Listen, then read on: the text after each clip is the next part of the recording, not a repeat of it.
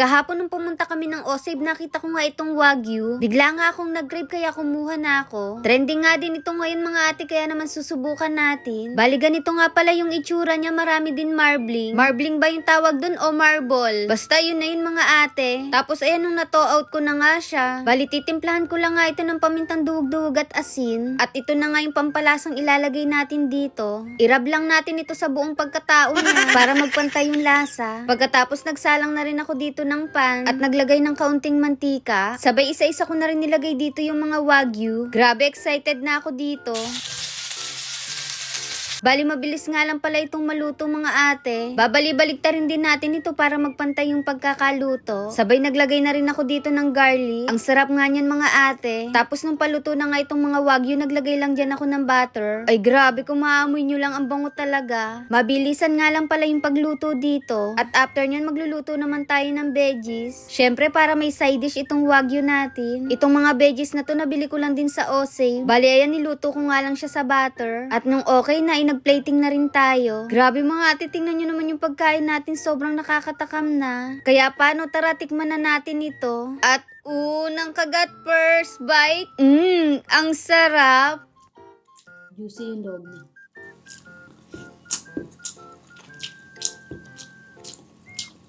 Masarap naman mga ate, lasa naman siyang beef yan. At juicy talaga yung loob niya. Ayan. Ang lambot talaga. Tingnan niyo. Ayan. Diba? Sobrang lambot na. Naghahanap kasi ako ng steak. Wala na daw mga ate. Seasonal lang daw yung steak nila. Sa 200 pesos or kulang 200, meron ka ng 2, 4, 6, 8, 10, 12, 16 pieces na Wagyu cubes. Pwede na rin siya, di ba? Pag nag-crave ka. Mahal din kasi yung mga Wagyu, di ba? Kasi naman ko lang din, nabili ko lang din to sa Osave, tong mixed veggies na ganito. Niluto lang natin sa butter. At, parang ang healthy naman ng ating pagkain yun, di ba?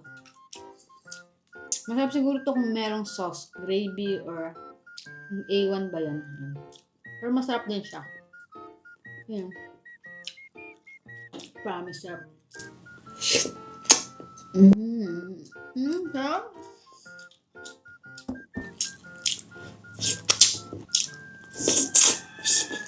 So yun mga ate, meron ako ditong nakitang hot sauce. Try natin to kung bagay dito sa ating Wagyu.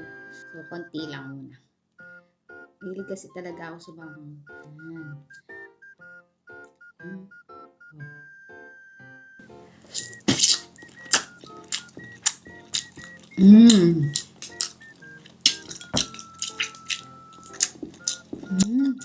Harap.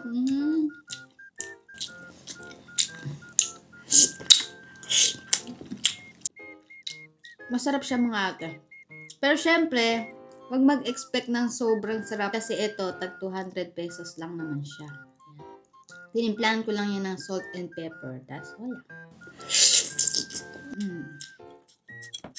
Tapos meron partner na veggies.